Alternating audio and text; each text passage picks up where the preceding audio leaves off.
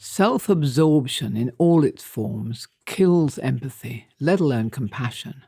And when we focus on others, our world expands, and our own problems drift to the periphery of the mind, and so seem smaller.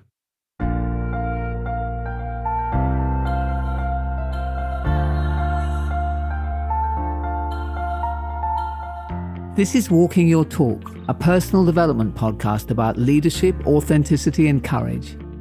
I'm Carolyn Taylor, and I've spent my life working with leaders in organizations on how to change their culture. But this is much more personal. If you want to be known as someone who walks your talk at work and beyond, then this podcast is for you.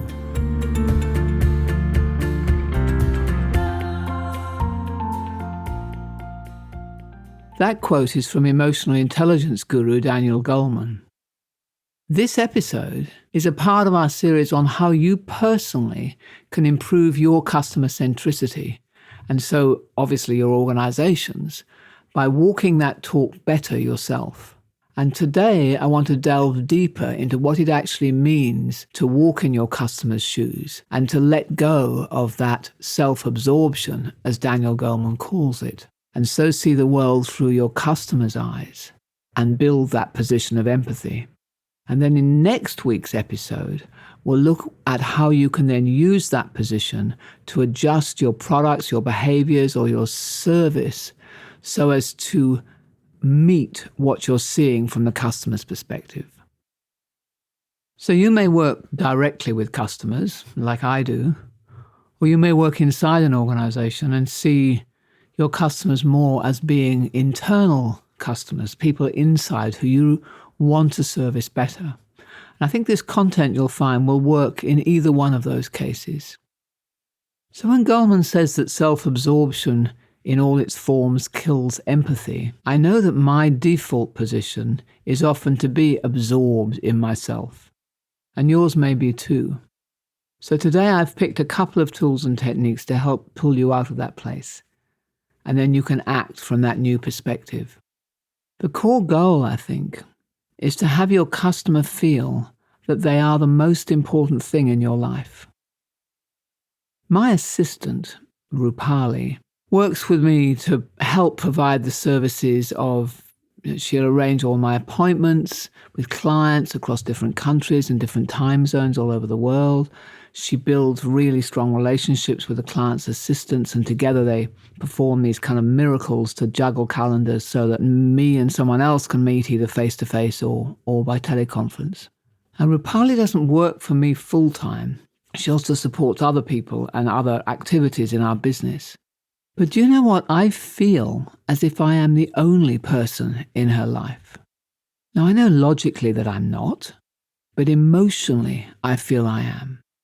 And that's because she never shows self-absorption when she interacts with me.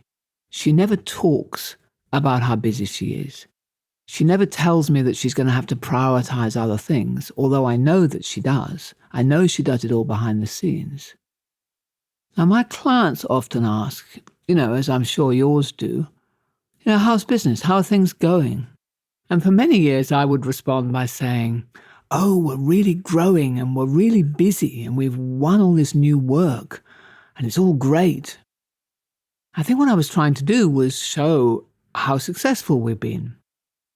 But then what happened was I started listening when other consultants responded in a similar way and watching the way that clients kind of responded.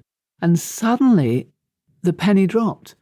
That actually my talking about how busy our business is or how busy I am was not necessarily going to make a current client feel good. Because what a current client wants in our business is to have a lot of attention, to be the center of my world. So my telling them how much other stuff we had on was having actually the reverse effect. It was a very self-absorbed response. So from that, I built one of the principles that's become very important to me, which is that I don't talk about activities that are not centered on this customer and how important they are to my life. And I always try to act as if getting what this customer wants is my top priority. Then, of course, behind the scenes, It's my job to juggle, as I know my assistant Rupali juggles, everything else that's going on, all the other pieces I've got, so that I can actually deliver to not only that customer, but all the others. So this is what I'd like to suggest that you experiment with as an exercise this week, which is, what would it take for your chosen customers to feel that they are the most important person in your working life? Now, first of all, listen to your internal chatter when I say that. Oh, it's impossible. There's so many other competing demands. I have so much else on. I've got so much else to do beyond just serving them. If your customers are internal, you have so many, you may in fact need in this exercise to decide who are the people who you truly think of as a customer. So listen to that voice and then take responsibility. Go above the line. We talk more about this in episode 26. Because my question wasn't that they are the most important person in your life, but that they feel that they are the most important person in your life. And that's the trick here. Because given everything that you have got going on, what are the smart ways that you can develop that will build that deep empathy that comes from less self-absorption?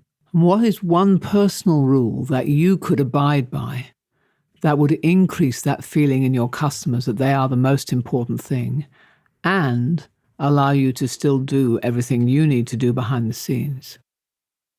So here are 3 suggestions that I use. You may very well have lots of others. Mine are to always acknowledge an email, even if I don't fully respond to it. I think one of the ways of having someone feel important is that they know that what they've said to you has landed. It's like, hello, I hear you. And I may take a day or 2 to answer the full thing, but I've heard you. I find that silence is one of the most disappointing things as a customer. Second one I use, I mentioned it before, is I don't talk about my problems or even my excitements unless they in some way would enhance the customer's experience. So I filter which problems and excitements I use to make sure that they're not actually something which I find exciting, but would actually throw some questions up in the customer's mind. And the third thing I do is to find out, record, acknowledge their important dates and events.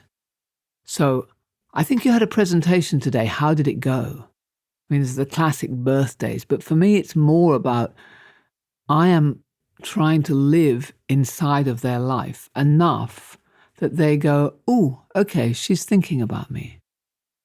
Now, none of those 3 actually take any time. Maybe the emails does a little, but it's not a long email. But what it does, I hope, is it starts to have my customers feel that they are the center of my life.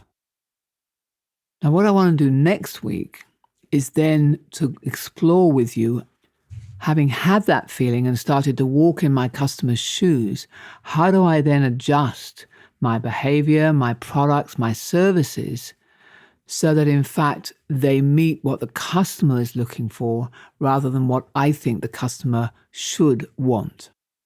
So these are some of my views on customer centricity, and I'd love to hear some of yours.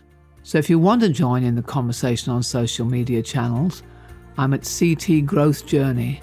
I hope we can discuss it together and that you'll tune in next week for more aspects of what it takes to walk your talk on customer centricity.